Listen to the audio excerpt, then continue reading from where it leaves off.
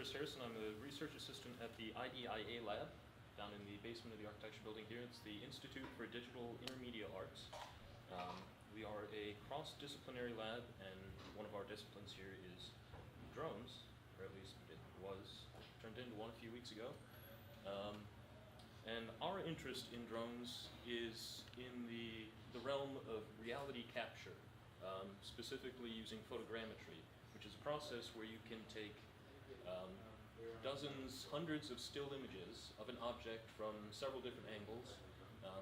Like if you see a statue in a museum, you can walk around it, take pictures from different angles just with any ordinary SLR camera, and you feed it through something like what we've been using is Autodesk Recap 360.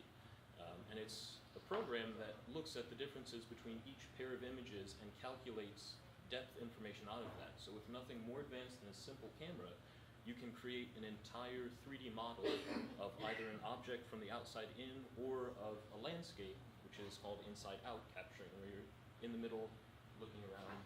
As long as you have enough vantage points, you can capture literally an unlimited number of different objects. The real trick is getting to those vantage points, and that's where the drones really come in. Now, we've done very little actual practical drone-based photogrammetry. Our very first one happened yesterday, actually. A very interesting piece. This is a 2005 Ford Taurus. But nonetheless, this was captured entirely with a GoPro mounted on a drone that we flew around for about 7 or 8 minutes, taking captures every 2 seconds, and this was our very first flight ever with this thing. I was actually really impressed with it. It's not a perfect model by any means, but some of that comes down to the fact that it was severely windy yesterday, and so it was difficult to line up the drone. So you're still kind of a slave to weather conditions. You still have to deal with the elements. It's not this perfect, sleek, one-size-fits-all solution.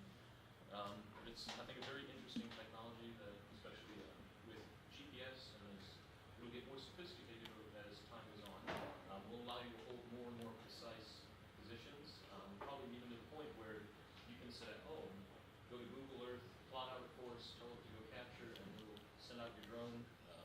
You can fly around, and it'll come back, and you'll have a 3D model within an hour or two. So to show you a couple examples then of where this technology might go, this is a photogrammetry capture of, I'm not sure exactly what building, but this was all from the ground using simple, ordinary camera. And of course you'll see that the real trick was we couldn't get up above the building. I don't know why this is really difficult to use right now. Here we go. Yeah, of course we couldn't see the roof or anything on top of the building because that vantage point was not available to us as we were walking around the building. So you can imagine that with a drone, you could get up and around and capture an entire object and really accurately capture the entire environment.